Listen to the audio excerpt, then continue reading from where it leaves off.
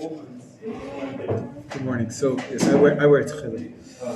You believe that it is the correct tefillin? Sure seems logical. That's why I do it.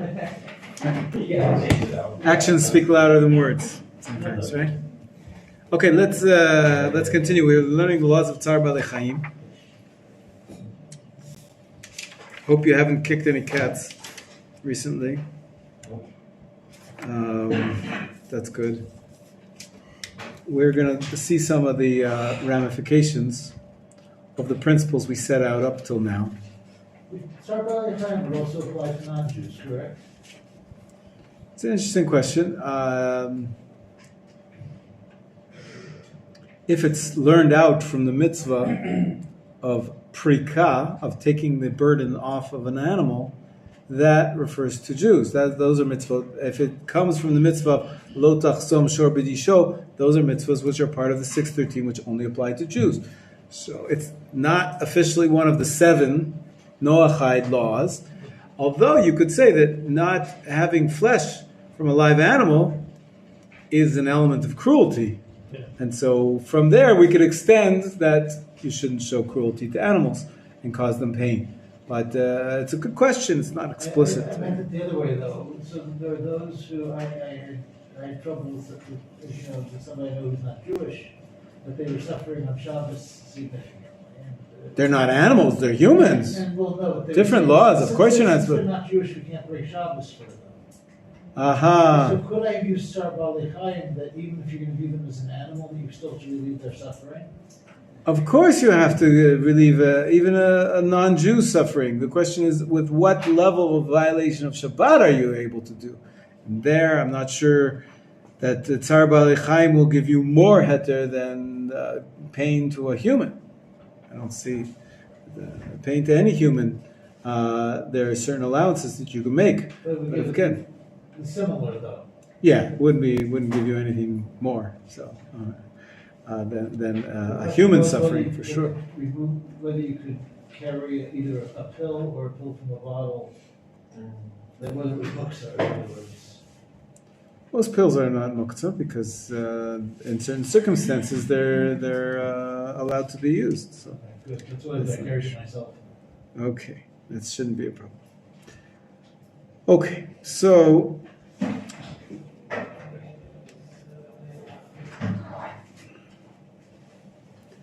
When you ride a horse, usually you spur him, you kick him. Yeah.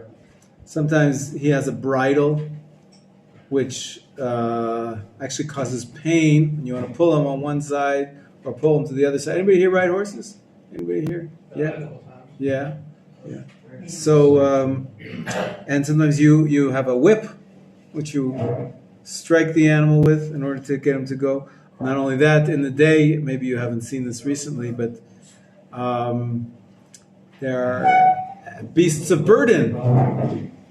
We were speaking about the donkey that gets overburdened, but if you're not overburdening him, it seems very clear that you're allowed to use him as a beast of burden, even though there's going to be some pain. And so I'll tell you what Rabbi Melamed says. Rabbi Melamed says, when we work for a living, we make tremendous efforts. Sometimes it causes us pain. If you're working in construction, that's obviously a physical pain. But okay, I'm teaching. It's not just a job, but I'm hurting my throat because I've been teaching for 3 hours straight now. But even if you're doing an intellectual white-collar job, you put in a lot of effort, you keep yourself awake, you strain your mind.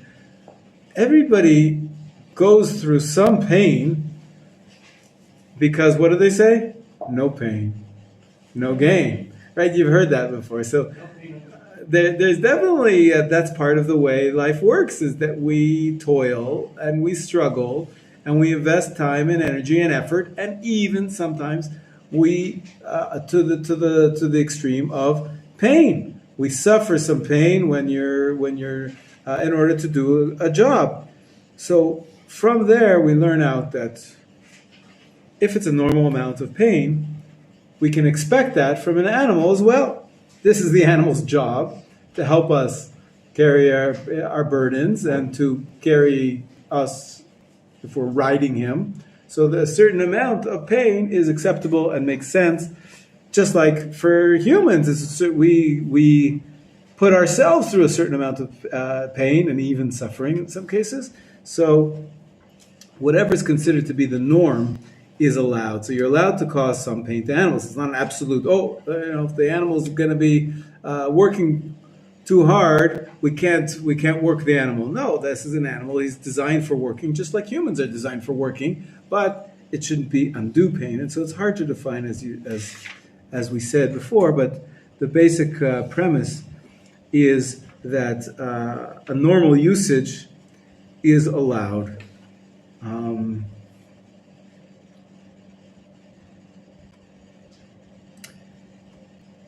Now sometimes the animals are even expected to die. Like we said, we would never kill a human in order to eat him, but we kill animals in order to eat them. Now we kill them in the way that causes them the least amount of pain possible, but the animals die is part of what's considered to be normal usage of the animals. And when an animal gets sick, we started to speak about that yesterday, but sometimes even when an animal is used for religious reasons, for a korban, and once the animal is brought into the service of religion, and sometimes the korban becomes invalid. And basically you can't destroy holy items, but you can't really have him hanging around either, because then somebody might use him for his personal uses, and you can't use holy objects for any personal uses. It's called me'ilah. And so there are situations where we have to just allow the animal to die, and we don't do shchita on him because you're not allowed to participate. Somebody might eat the meat, and you're not allowed to eat the meat. And so basically we create a situation where the animal's going to die on its own. So, but again, that's all considered to be part of the normal usage of the animals, that they're for the sake of human use, whether it's human work or human consumption or for human ritual use. It's all considered to be part of the normal use of animals without causing them undue pain. Yes? So how do you kill that animal? Do you throw it off a cliff or something? No, usually we put them in a pen until they die. They die. We don't feed them, basically. You starve to death. Starve to death. Yeah. Could you throw it off a cliff? I don't. I think that's more cruel than letting them die on their own. Well, I'm not sure. Starve to death. That could take weeks depending on the animal. If you throw it off a cliff, it's right. Seconds. Right. Well, whatever works. Starvation is you shut down though.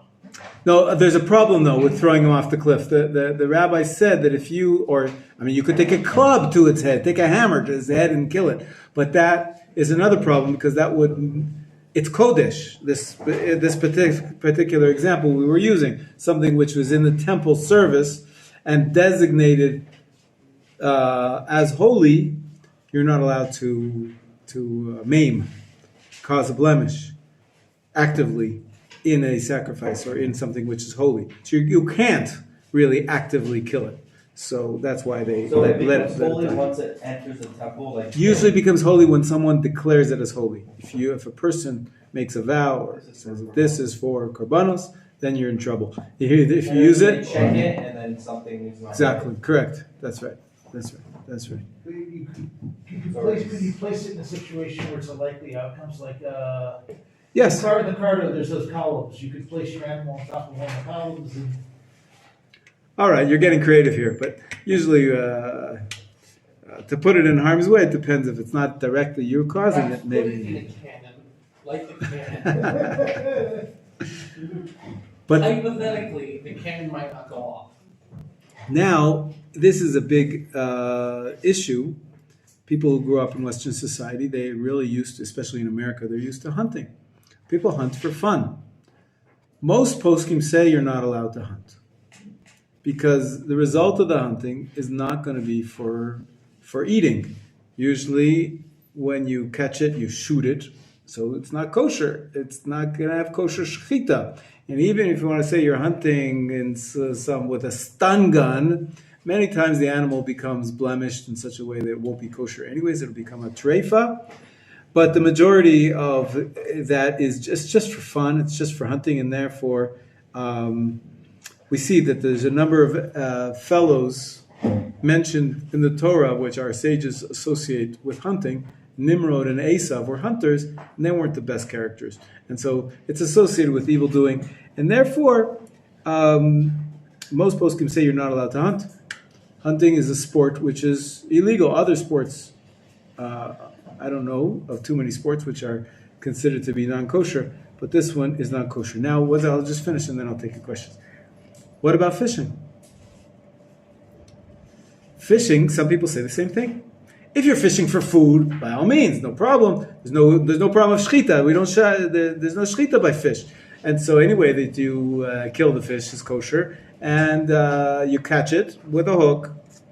Okay, it'll be a little painful probably for it to be biting into that hook, but ultimately it's for eating. What about recreational fishing, where you're just going to catch it and send it back and throw it back? You're causing the animal pain for your fun. Some poskim fish where it's a female fish and you're not allowed to catch them. Oh well, so then, but Certain seasons, or you catch a non-kosher fish. Catch a non-kosher fish. You're going after a kosher fish, but that's all part of the process. But let's say from the beginning, you're not going to eat any of the fish. You don't want to eat. You just want to.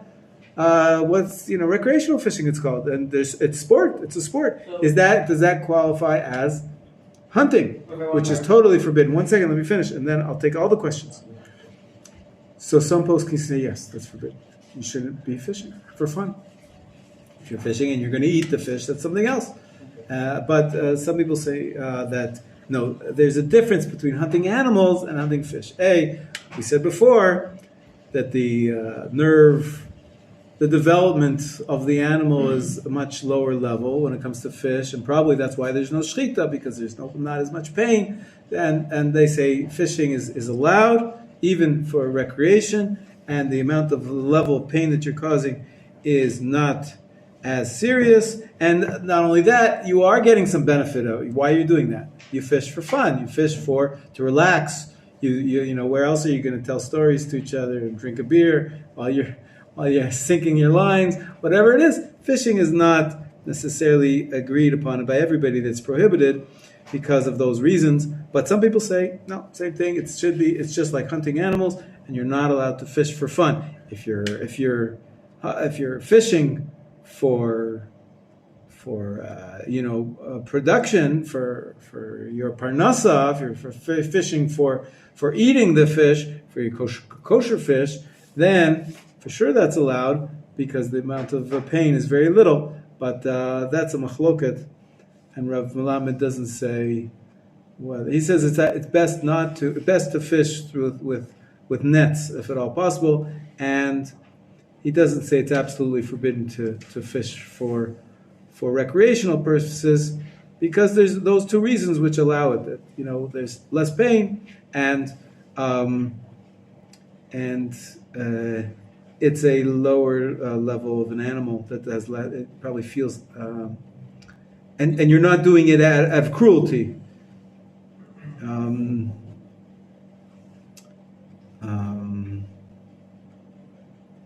Usually you're doing it for fishing for food as well. So he adds that in. Okay, now I'll take some questions. Okay, Ezra, we'll go around the room. Yeah. If you're fishing for food and everything, and you just happen to catch non-kosher fish, and Throw it back. So that's not a problem at all. No, you're allowed to own non-kosher fish. You're allowed to handle them. There's no problem. Just throw it back. You can have it as a pet for sure, no problem. Other questions around the room? Moshe, no. Renan, no. Alex. Are we allowed to go hunting for fun? So instead of killing the animal, just trapping the animal and then letting it free?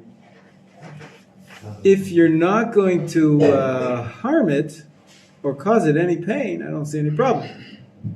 Usually you do, though. Okay, about Ruvain. Sorry. Question. Oh, yes, Ken. So, two types of hunting. First, what if you live in an area where there's a plethora of deer, and the deer, I mean, there's packs of deer. The deer keep eating your plants, keep eating your flowers. You're tired of it. You're ready to just get rid of the deer, and you go shoot them. Is that acceptable? And I have another follow-up question along those lines after that. Right. Really, there's I think so. I think so. As we said, any activity where there's a good, a purpose that's for the sake of man, for your needs, and this is to protect yourself. There's no problem killing them. So they're eating your flowers. Just like you can kill a fly that's bothering you, we're going to get to that too, and a mosquito that's bothering you. Although, of course, an animal is much more developed mammal than is a fly or a mosquito. So the question is there, but if it's in a way which doesn't cause them more pain than any other way, by all means, if you're allowed to protect your interests, yes. So what if it's non-kosher? I was just going to ask about boar. Moshe had mentioned boar. You can handle it. You can handle a pig even. Yes. Let's say Ruben. Yeah. What if there's not an immediate need to, the boar isn't wreaking havoc on anything on your land right now? It could potentially wreak havoc in the future, but it's not right now. And so that's a particular question which you'd have to get all the the relevant details and ask a rabbi for a psak. But in general, the principles I think are clear. Okay, and then lastly, you mentioned insects, flies. We're getting that. What if it's Shabbat and you have this beautiful, amazing Shabbat arrangement in your home, and all the doors are shut, and you keep trying to drive away this fly. It's a big, massive fly, and it would be a huge embarrassment if you've got this fly coming around, you've got important people coming in for Shabbat. Can you kill the fly on Shabbat? No. The answer is very clear that the answer is no, but I definitely understand the issue.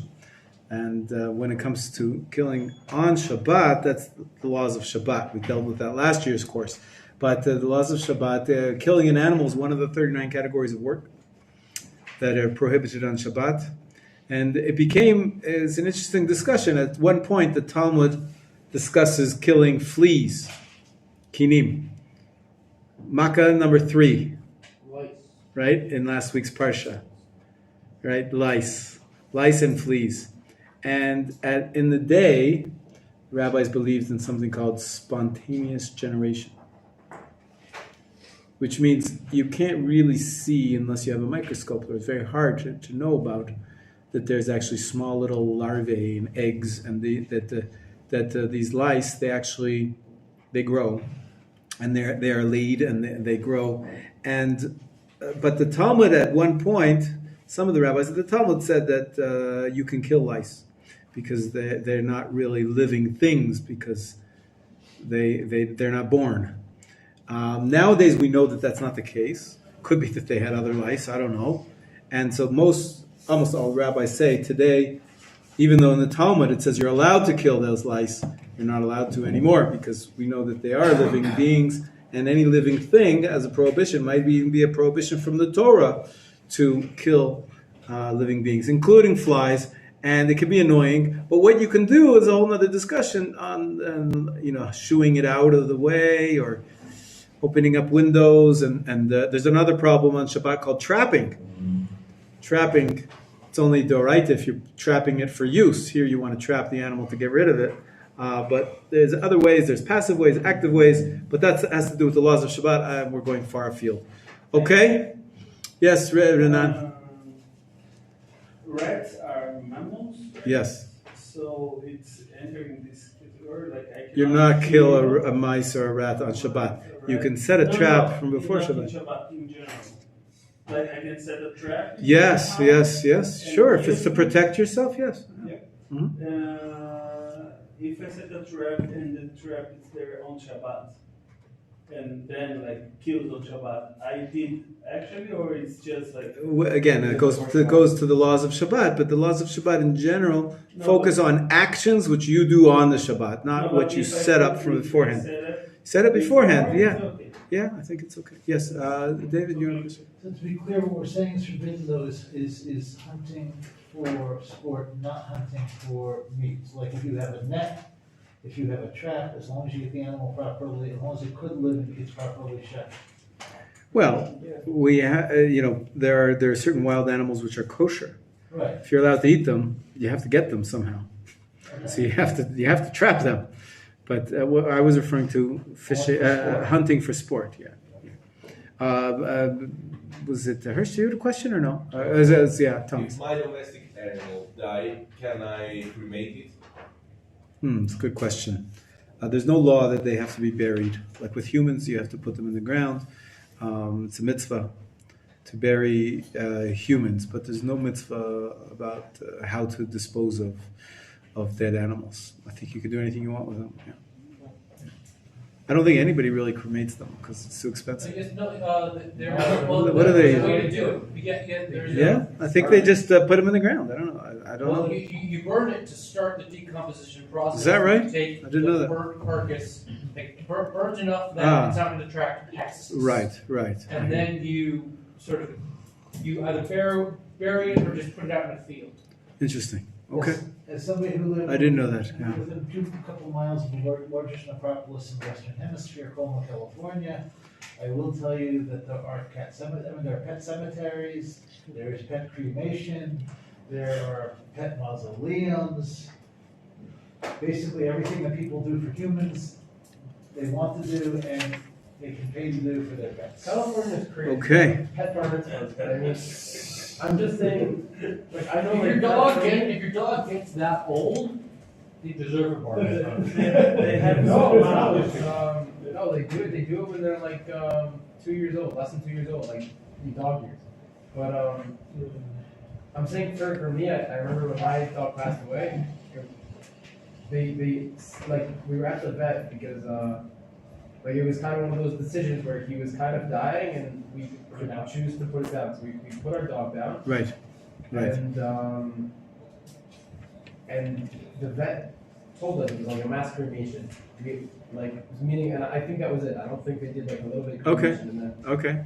Right. So, Right. So as we were saying, and I want to continue on this theme, that you are allowed to kill an animal when the time comes. When, for instance, in the farming industry, sometimes it's not worthwhile to keep the animals alive anymore because they're not producing any more produce, whether it's eggs or fish. Which the market for fish, it goes up and down, and right now the market has gone down, and there's just not, it'll cost you more to keep feeding them for another few months than it is to kill them all. And then when the season is right for the fish, then you'll grow new fish. And that is allowed according to halacha. Again, the point is not cruelty. It's best to do it in a way which will cause the least amount of pain possible. As I mentioned yesterday, unfortunately, there's more of this bird flu going on in Israel right now. And another farm was discovered. Another 3 farms discovered that have it, and you have to kill all those animals, and that's allowed according to halacha. Bird flu Yes. is affecting animals or people? So they announced it on the news yesterday that you should tell all the children don't pet any birds in the near future because it can transfer to humans and can be very dangerous. So. There were 3 kids on a teal to some bird farm. That's right. Like I say. Do you ever take a chicken, pick it up, and look at it right in the eyes, and you realize there's nothing going on back there. There's nothing going on inside that head. It's just a 10 feet void. You're staring into the abyss, man. So apparently, I'm not a big pet guy, but apparently this is done. And the question is, halakhically, is this allowed? A lot of people, they groom their dogs, they groom their pets, they cut off their ears, the edges of ears. The edges of the ear gets cut off because it's not as pretty, or the edges of your Sometimes you have a parrot, and they'll cut off part of the parrot's tongue so that he can say words better. All these kind of things. The question is, halachically, is that allowed? You're not really causing them that much pain, and it's for the owner's benefit. The owner wants to enjoy the aesthetic of having a pretty dog as opposed to an ugly dog, and he wants to, there's levels of beauty. And same thing, you want this parrot to be able to speak, and so there's this is sort of gray area where there is benefit to man, but so the greater the benefit is to the man, and the lower the pain is to the animal. That what makes the difference. It's hard to say one rule for every situation. Also, sometimes when you have a dog or any other pet, you train them, right? If you've been to the zoo, you've been to the circus, right? Where they train animals. How do they train the animals? They beat them, right? I had a dog, we trained him. How do you take the newspaper and every time he makes inside the house, you smack him around, and then he learns to wait until he gets taken out. Is that allowed? One second. So the answer is that since usually it's just minor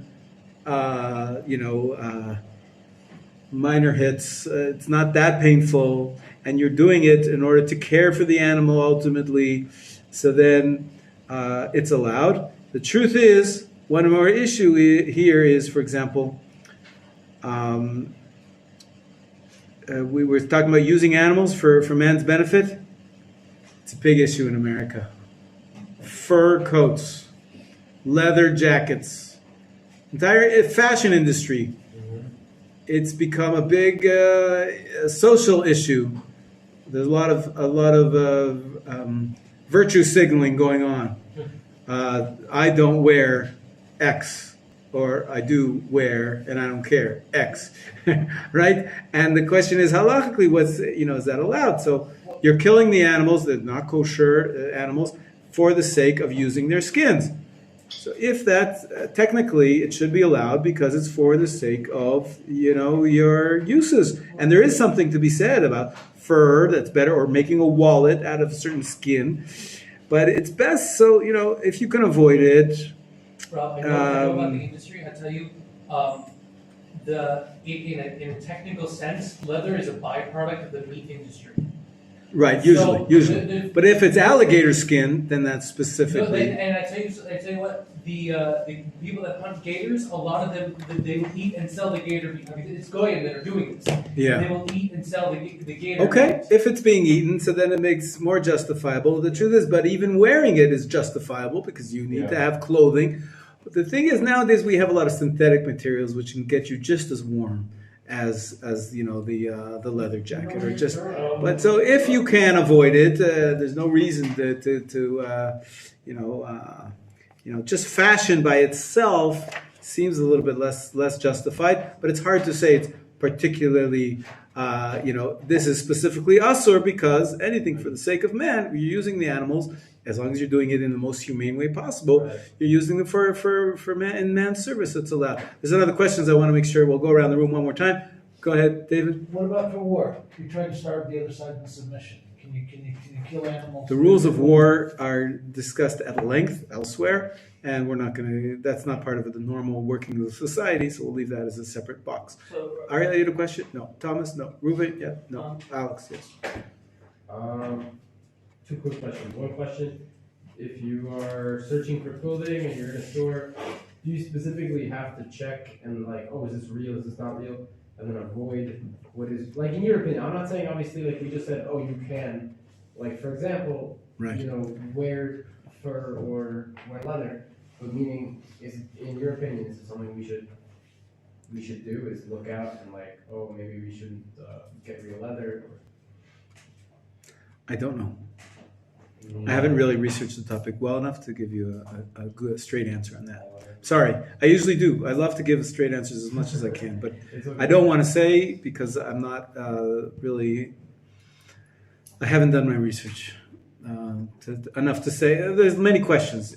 One person, is he going to make a difference? Then how does the industry work? Moshe is saying that most of the industry. There's a lot of disinformation here. So I just don't know. I just don't know. A real good leather jacket.